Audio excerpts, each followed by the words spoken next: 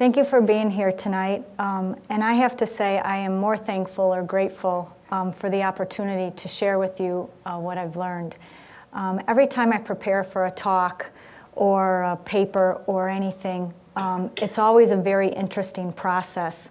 The research, where the research goes and what I found, where I found it and how it comes out. It was interesting to me to see how the ideas and the concepts come together. I hope that I'm able to convey to you clearly what HPB is trying to put together here. I show here in the first slide the references that I used. I found articles, and there's a DVD by John Aljo, and everything was very interesting, and it was, they really had some different ideas about it, but then they all tied in together. And then down here is the, our study group's website, wheatonolcottbranch.org, and I, at the kind of last minute, I switched the way I was going to do things, and instead of reading off the quotes that I have from the different authors and reading the parts that I got out of The Secret Doctrine and The Voice of the Silence, I'm going to paraphrase and move rather quickly. Pablo did a talk like this in California about a month ago, and I think he used it 8 sessions. So I counted he had 960 minutes to present Blavatsky's diagram of meditation, and I have less than 60. So I have a nice, probably week-long talk in slides here, so we're going to move a little faster through those, but they will be available on the website. And then if you have any questions, you can go to info@wheatonolcottbranch.org, and Joe will be happy to answer them for you.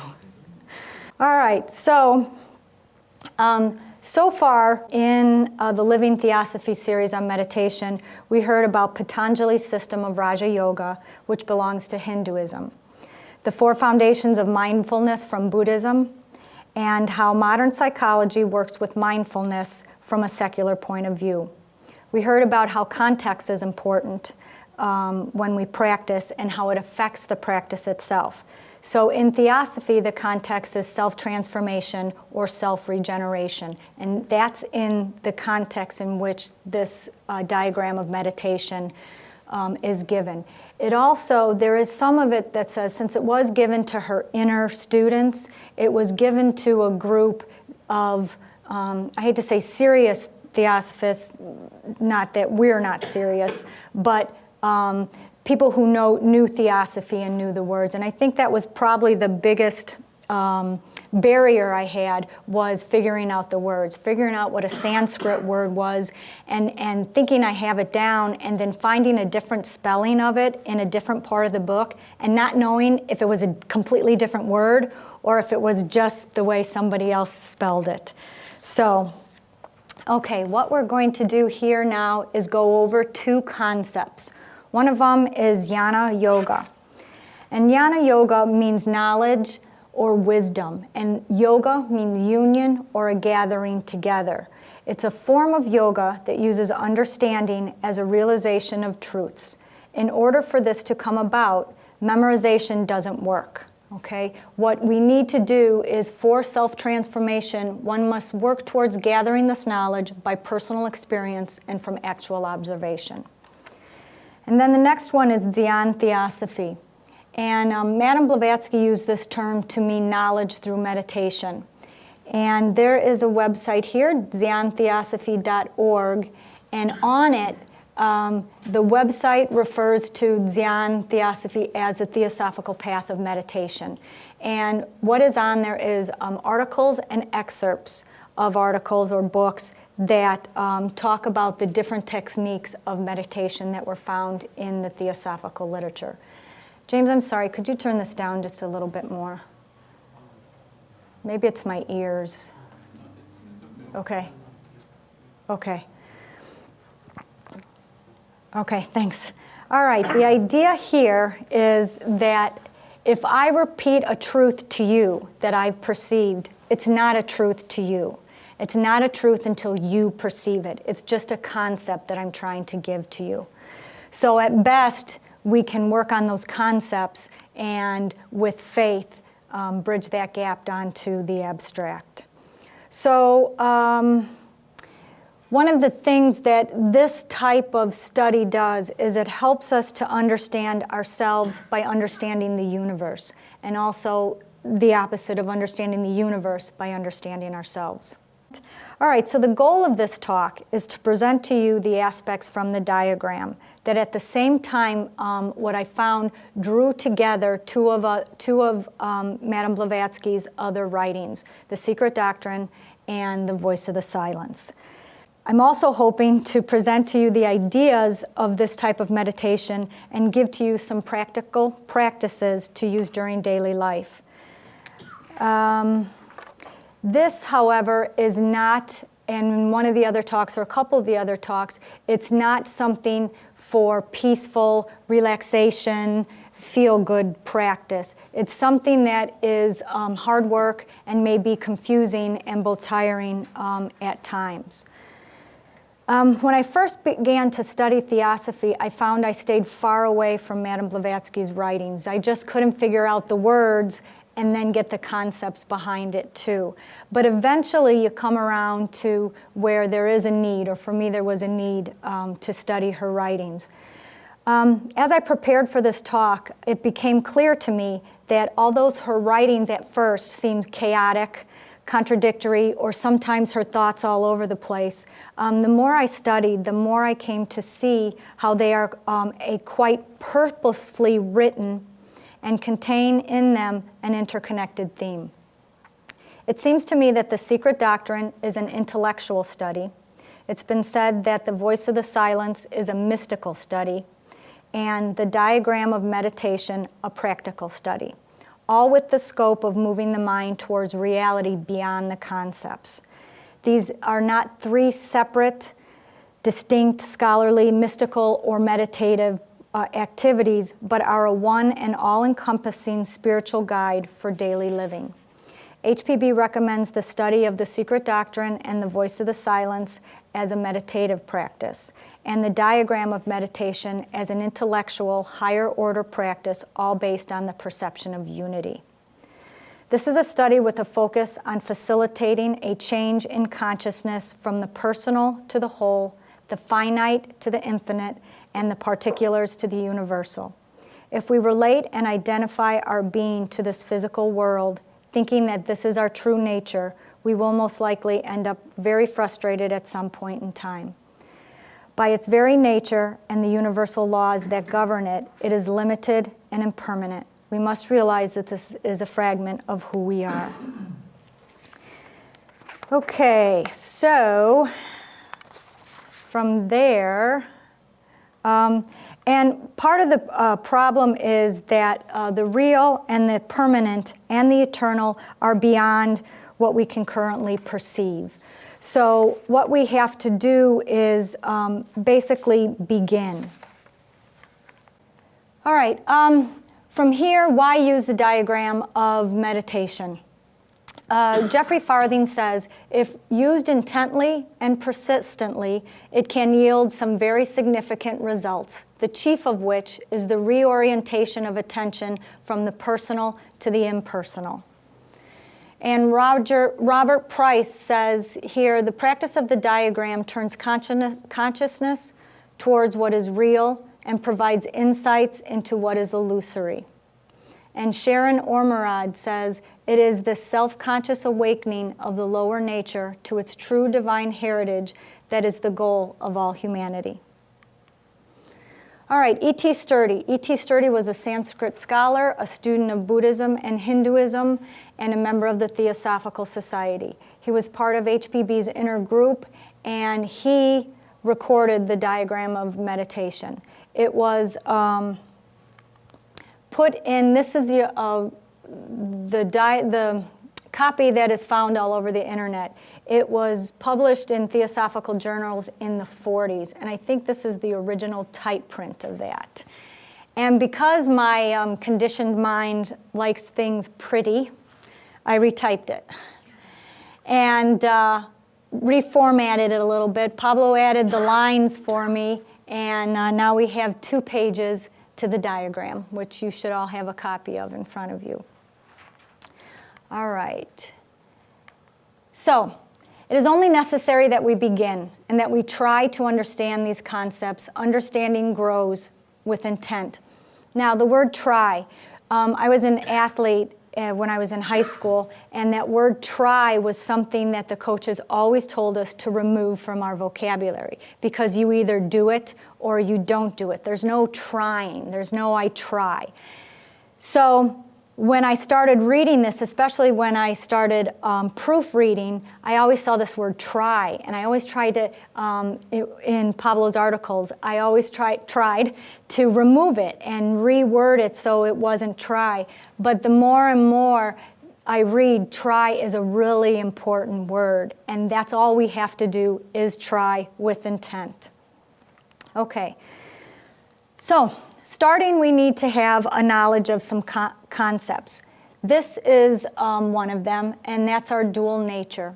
It's said in the literature that we have, in many different places, that we have a 7-fold constitution. 7 bodies, 7 principles, 7 bodies, planes, 7 planes. Okay, but to make it easy, I break it up into a dual nature, a higher nature and a lower nature. And I did kind of a no-no here. I put the Sanskrit words here, and I didn't put them here. But the aspects of the earth, or the lower nature, or the material world, are these of the physical, are the sensations, the astral are the emotions, and the mental or the mind is the concrete thinking. These are limited, impermanent, and illusory. Then we have the aspects of the spirit. And these are the higher mind, or the pure intellect, abstract thinking, Buddhic nature, or the intuitive understanding or spiritual understanding, and Atma, or pure spirit beyond all thought.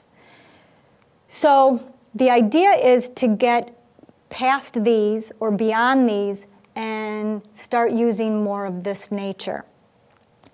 But how does the higher and the lower aspects of our nature get in touch with one another? In the Theosophical teachings, it's called Antakarana.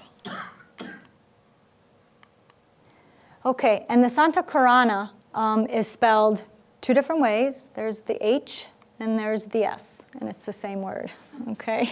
Just because I thought I made a typo at first. All right, so here we have a good depiction of the lower nature and the higher nature. And then this right here is the Antakarana. Okay? Since the mind participates in both parts of our nature, we have a lower mind and a higher mind, there needs a connection. The Antakarana is the bridge through which the personality or lower nature may be transformed, switching its focus from life of earthly sensation, desires, ambitions, and thoughts to life intent on reflecting the true spiritual nature within man. Okay?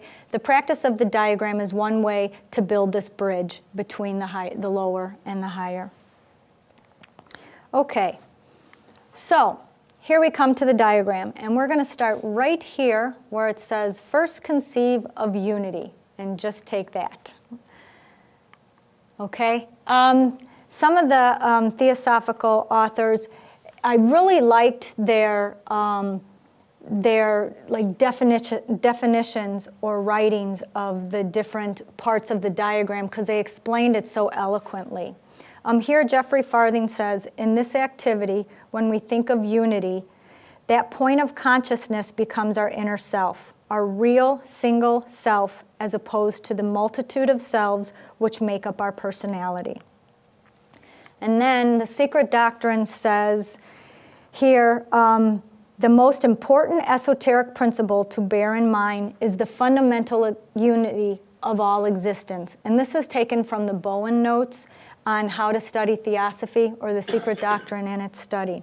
And she goes on here, HPB does, to say, no matter what one may study in the Secret Doctrine, let the mind hold fast as the basis of its ideation to the following idea, the fundamental unity of all existence. Now she goes on to say that this is not a unity as in united. It's not like an army where you have a bunch of individuals that are working in a united way. That's not what she means by unity. What she means here is that the teaching is not that. It is that existence is one thing, not any collection of things linked together. Fundamentally, there is only one being.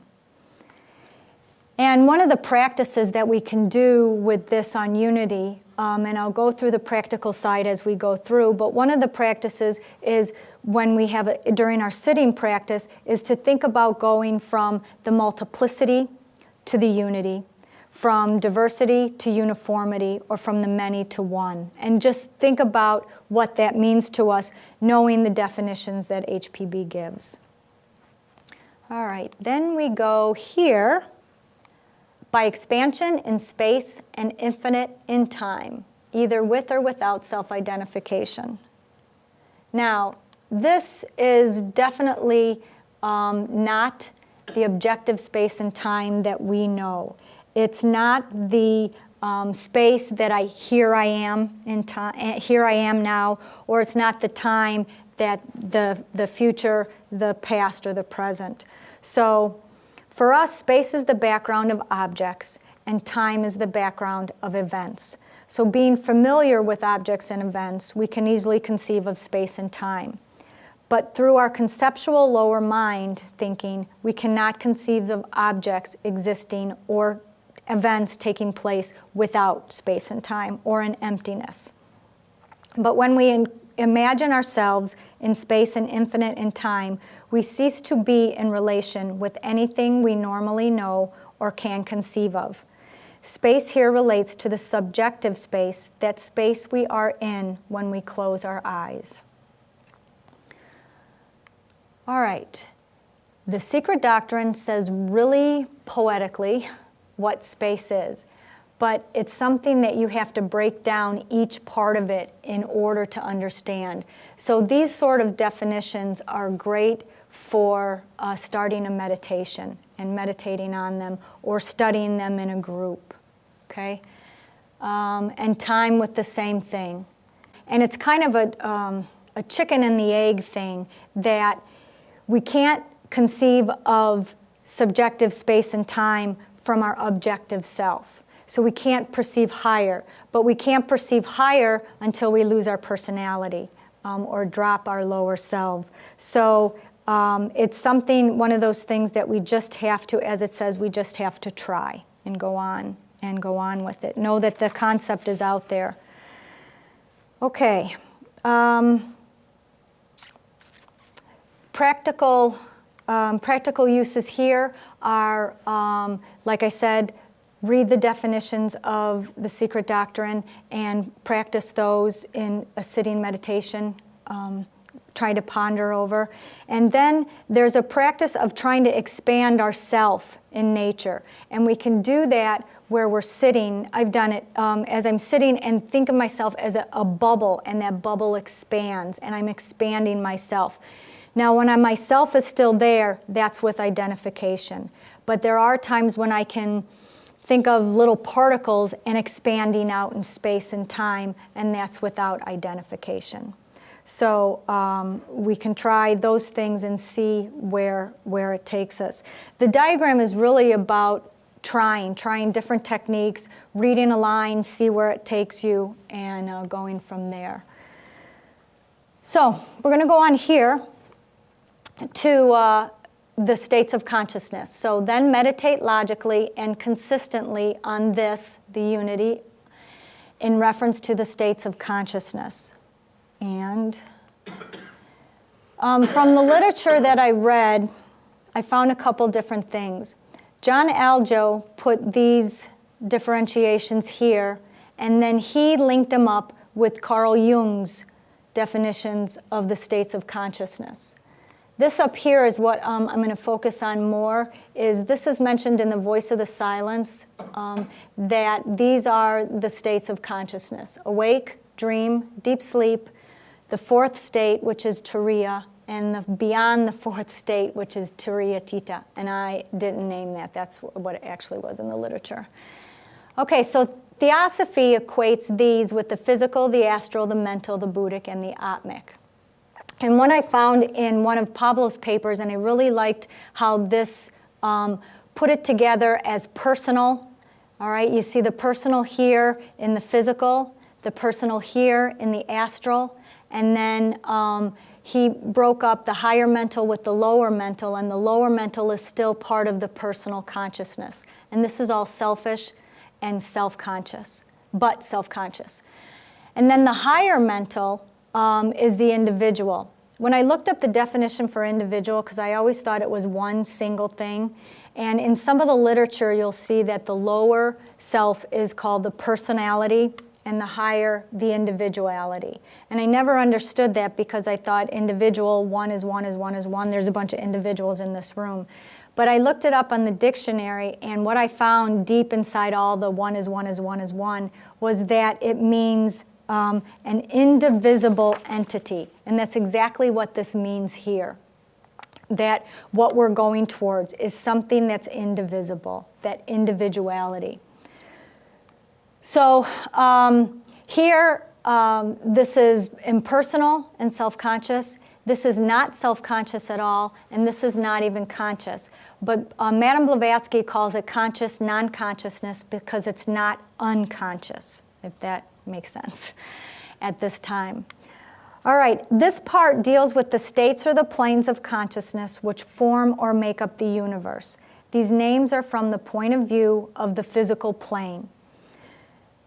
Normal human consciousness is limited to the three lower planes. When consciousness is acting on the physical plane, we say the person is awake. When consciousness is acting, when we see a person dreaming, we say that consciousness is acting on the astral plane.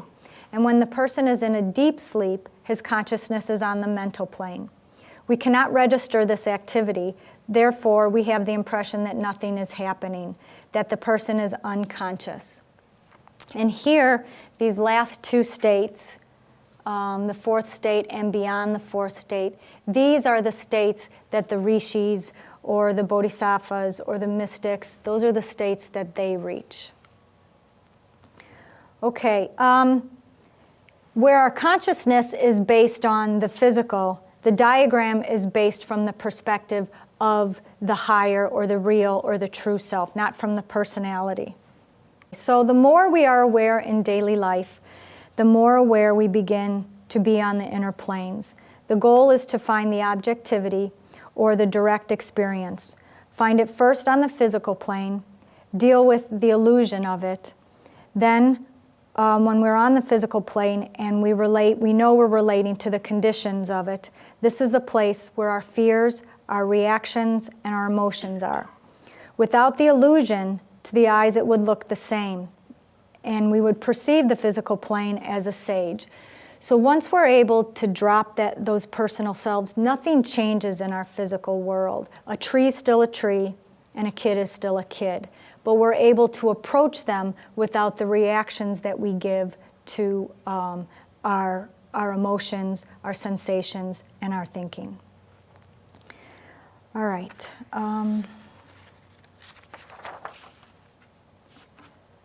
The other thing about consciousness, before we move on, is that it is a service to humanity. It is often said that by raising our own state of consciousness, we raise that of the world. We help all of mankind.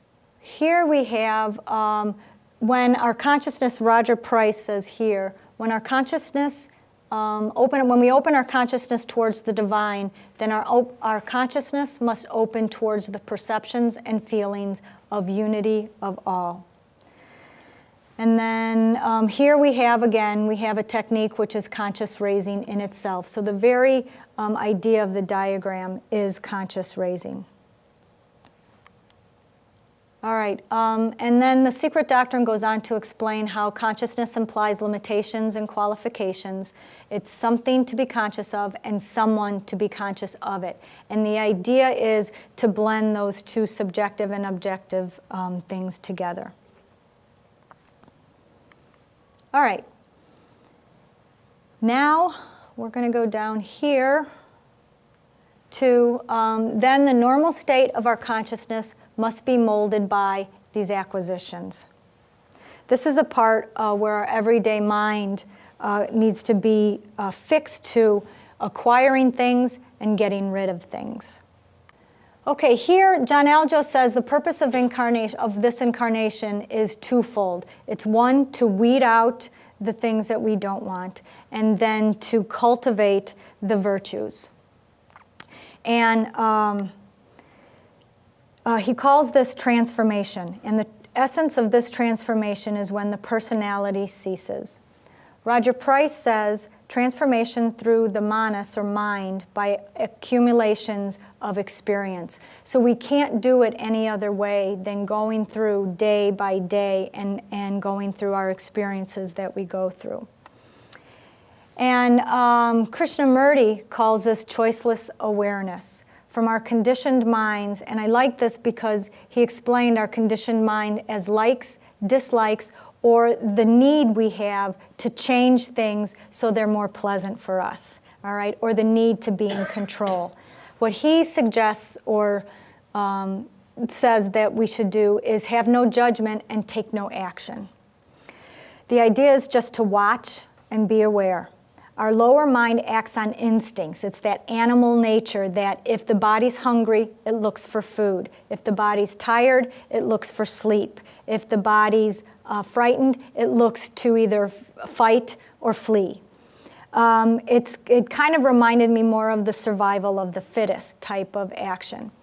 When we connect with the higher manas, or the higher mind, then we have choice. And we can choose, if we're hungry, to eat more than we need, or when we're tired, to sleep more than is necessary, or if it's truly a dangerous situation, or if it's just our mind, our conditioned mind, that's thinking that it's a dangerous situation. So we now have intelligence to choose.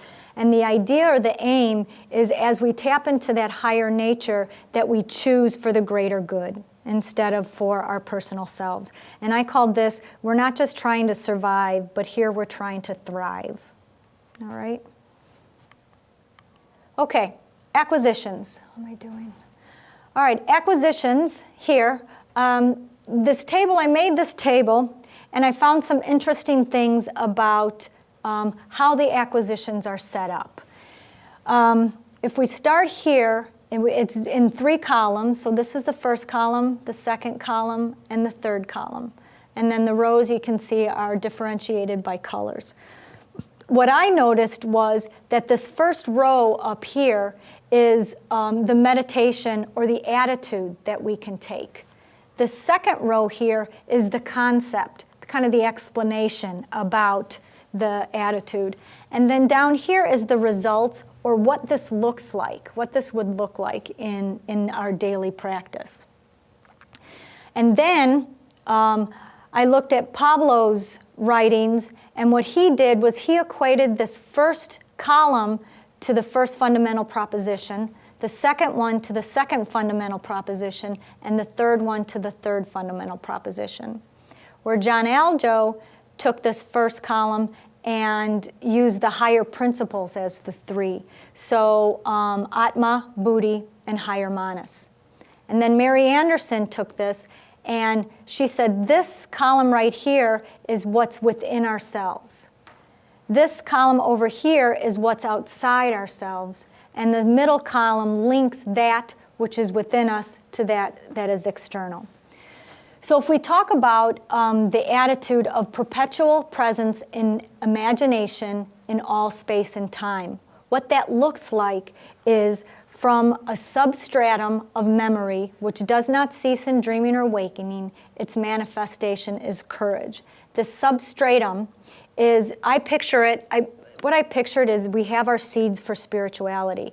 They're laying around us on concrete, and they cannot go anywhere because there's no fertile ground.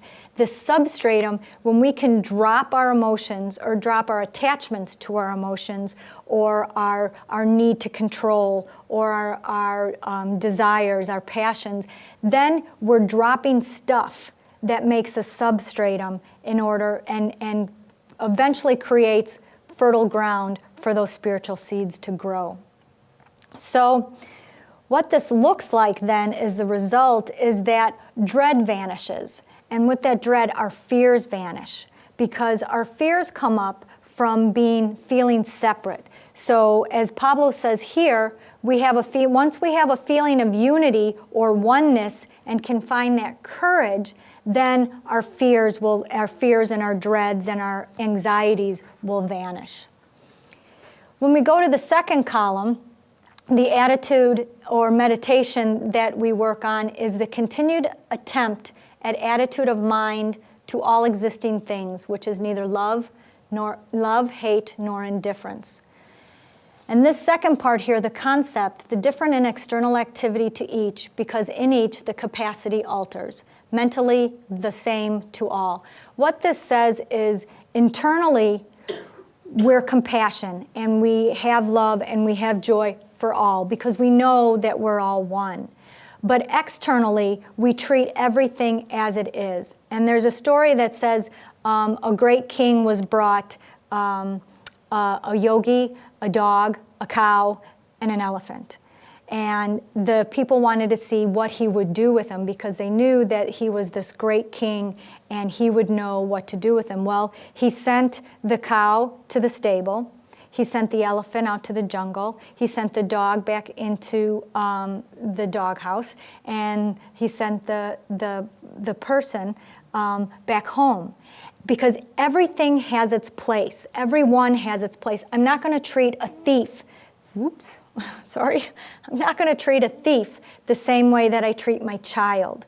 I have compassion, and I may not, agree with the death penalty in that case, but I'm still not going to invite him into my house and take him on as one and give him hugs and those kind of things. So that's what that difference is there. That's what this difference looks like. And what the result is the equilibrium and constant calm. So in the second fundamental proposition, this is dealing with the manifested world. And then John Aljo says, as pure awareness without reaction. So we're aware of everything, but we're not feeding into our reactions. And then Mary Anderson calls this the link, and this link is non-attachment. So in the third column here, the attitude, the perception of all embodied beings of limitation only. The concept is criticism without praise or blame. And I added this one because I think the concept and the result is the same. All right? Pablo talks here about the third fundamental proposition being an evolution through forms. John Aljo, the higher manas, is able to perceive that the lower is limited. And Mary Anderson agrees that outside ourselves is limitation. So these are how the acquisitions come together. All right. Now we're going to go on to here at our note at the bottom. Acquisitions is complete with the conception, I am all space and time. Beyond that, it cannot be said.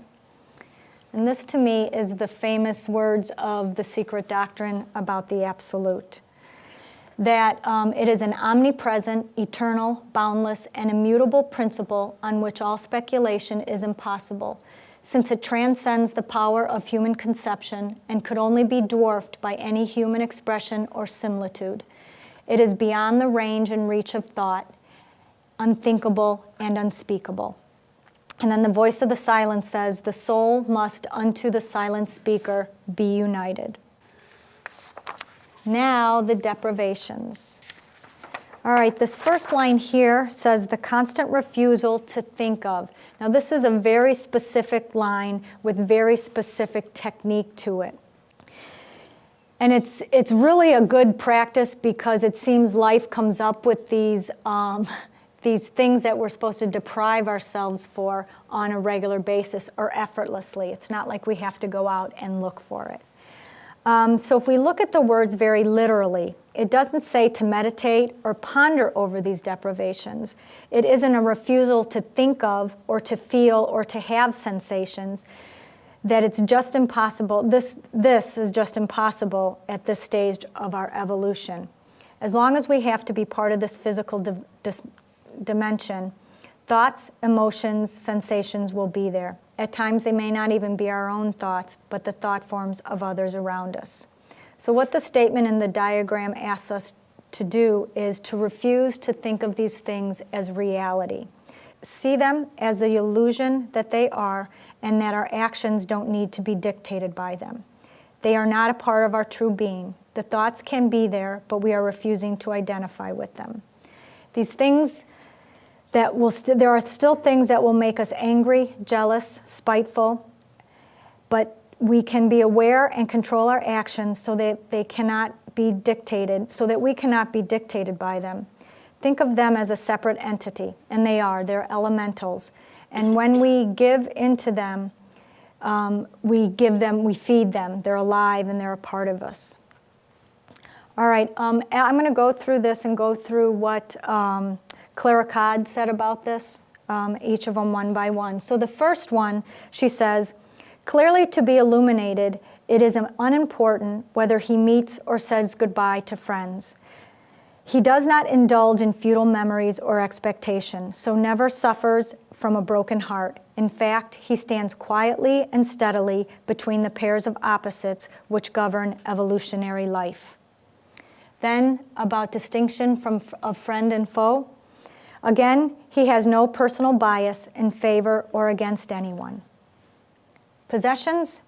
He sits completely loose about any possessions, physical or psychical, and so is freed from greed and ambition, which is another form of greed. Having lost his egocentricity, he desires nothing for his separated self. The personality. His personality being transcended, he cannot suffer from any form of vanity or remorse. As HPB tells us, the root of remorse is the pain of loss of some form of personal gain which might have been. And then the last one, sensations. It is easy to see that the desire for sensation of any kind will lead to gluttony and lust, and therefore to the hurt of self and others. Mary Anderson tells us, from attachment to people, places, and forms arise futile longings, expectations, and sad memories with broken hearts. From the illusion of the distinction between friend and foe arise anger and bias. Greed, selfishness, and ambition result from the illusion of the reality of possessions. The illusion of the personality gives rise to vanity on one hand and remorse on the other. From the illusion that sensation is real, there arise gluttony and lust. And we can quickly, this would be the lower mental. This would be the astral or the emotional. And these three here would be part of the physical. Okay. The note that she has on the bottom, these deprivations are produced by the perpetual imagination without self-delusion. What she's saying here is that perpetual, I looked up the definitions of these words, and what she's trying to say here is that the endless forming, all right, so the deprivations are produced by the endless forming of a new idea. I am without attributes, without failure to recognize reality. And then we have one more here, this general note. All the passions and virtues interblend with each other, therefore the diagram only gives general hints.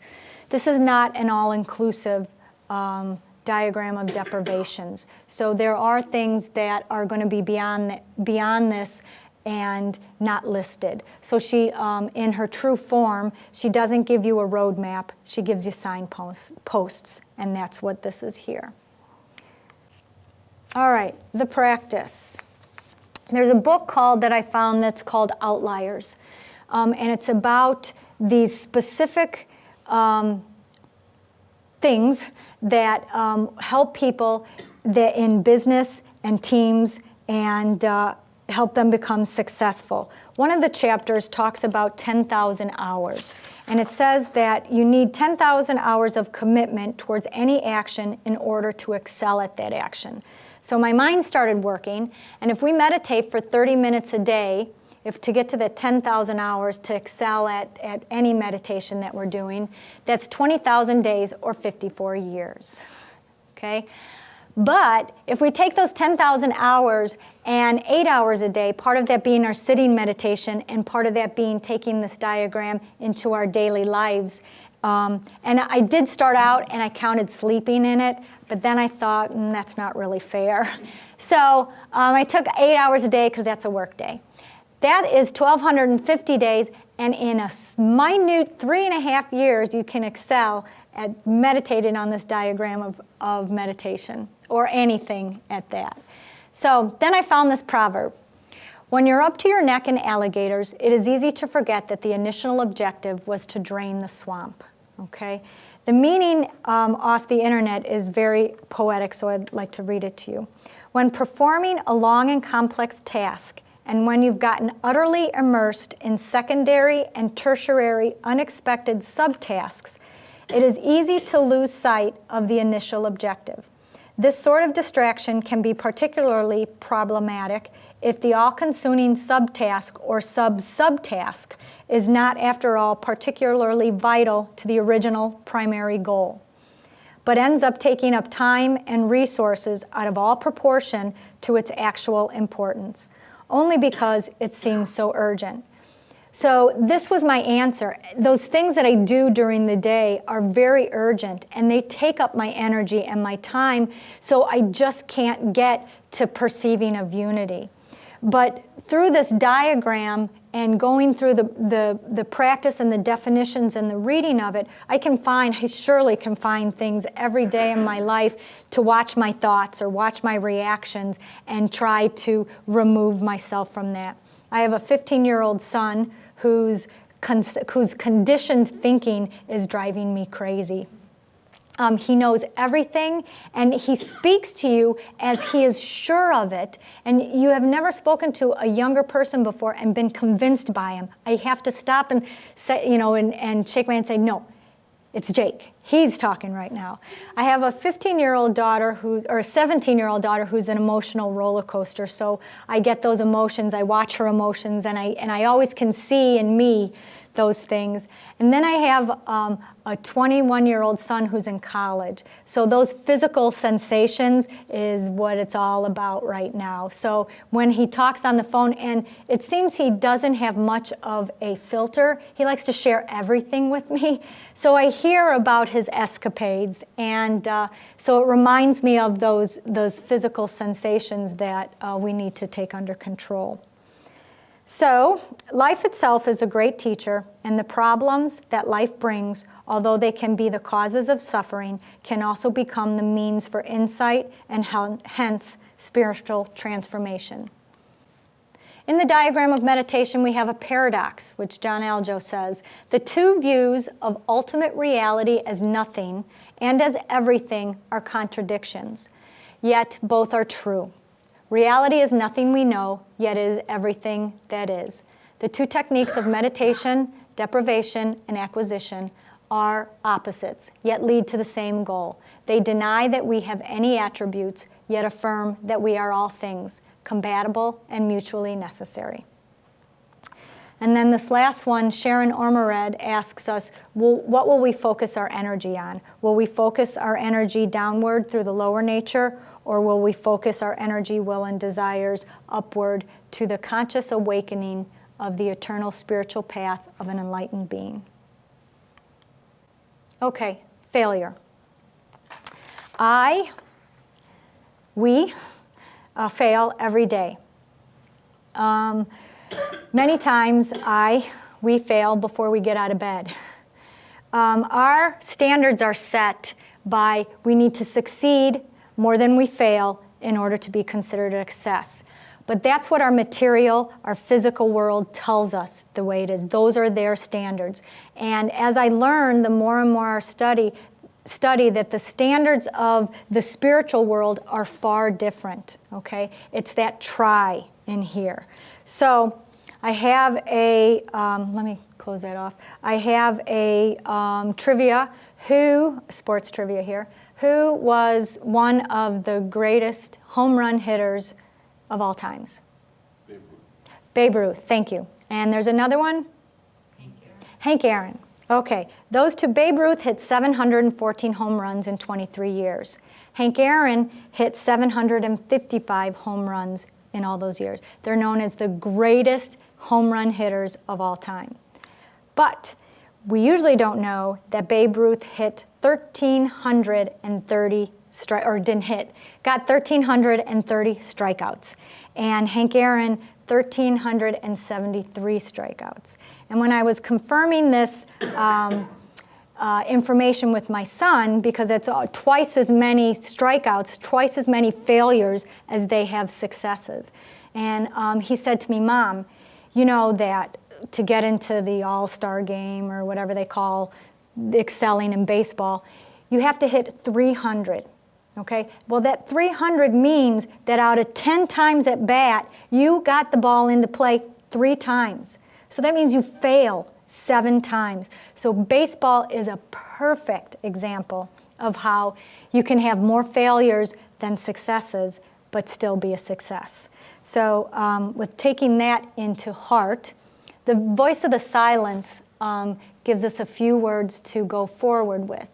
So prepare and be forewarned in time. If thou hast tried and failed, O dauntless fighter, yet lose not courage. Fight on, and to the charge return again and yet again. And remember, thou that fightest for man's liberation, each failure is success, and each sincere attempt wins its reward in time. Yeah. So I understand that this is mostly to encourage our consciousness, to stretch our consciousness beyond what we are aware of it to be at this point. Right. Ultimately. Right, and one of the things that is the paradox is we can't see above us or see what's beyond us. We only can see basically what's here and now. So if that's all we can perceive is our physicality, how do we perceive what's higher in order to look from above, per se, down below? And it's that, and what I kept coming back to was it's that chicken and the egg thing, that we have to try, we have to do, we have to sit, and then it comes. And it takes what I always call a critical mass. So I have to study, and I have to do my service, and I have to try at meditating, and do it again and again and again, and taking those steps, and then eventually those flashes of inspiration or that spiritual intuition, snaps. Like I read and I said earlier that it's really hard in this physical plane with what we have to work with to do anything than the best that we're doing now. So in the acquisitions, we say that there's a continued attempt at attitude of mind to all existing things, which is neither love, hate, nor indifference. So what is that then? Does it mean that we just kind of like everything? The way that I see it as we have those emotions. We like stuff and we don't like stuff, but it's the difference is constantly gravitating towards what I like, or saying that this is what I want, and so I'm going to change all this stuff around me to get what I want. And I think what this is saying here, it's better if I look at it. That here, different, right here, is this what you're talking about, this one? Right, love, hate, nor Neither indifference. love, hate, nor indifference. And I think what it is being attached to that stuff. Being attached to love, or being attached to hate, or even being attached to indifference. It's letting the emotions and the thoughts do what they do, but having that equanimity to it. Do you want to talk more about that? Anybody have anything to add? No, maybe just say that love and hate, as Michelle was saying, is used in the way of like and dislike, not this spiritual love or love for your loved ones. But if you don't let your actions be dictated by likes, dislikes, or indifference, I guess what is left is a state of pure awareness. All these are attitudes of your mind. So if you don't let that dictate your actions, there will be a state of awareness without any judgment. There's like, dislike, and there's detachment, which is sort of, that's also a position. Right, While right. this is toward non-attachment, it's the lack of attachment. It's not a position that you take. So it's, awareness is a good term for it. You take in exactly what's there, and you just be objective with it. So it's not like you're detaching from it. You're totally with it, but you're withholding judgment. I think of it as, when I was going through this, it's really helpful to me to see what it looks like. So I'm constantly asking, what would it look like if this were there? And I think it was on this one that I thought, as a parent, if I was a parent who could parent detached without love, hate, or indifference, then when one of my children do something that is against what I like, then I wouldn't react per se, but it's not that I wouldn't yell or say I don't like you anymore or I hate you, but I also wouldn't let it go by because of my attachment of love. I wouldn't say, oh, that's all right, don't worry about it, I love you. But what I would be able to do is be this calm, understanding parent and say, yes, you did this, you weren't supposed to do it, this is the consequence of that, and be done with it. And we have a question from online. Where can this diagram be found online? If on you the just web? Google, this pretty one? The HPB diagram If of you meditation. Google HPB's diagram of meditation, you'll get the original one. It's all over the place. That's all I did to get it. This pretty one we'll put on the website with the PowerPoint.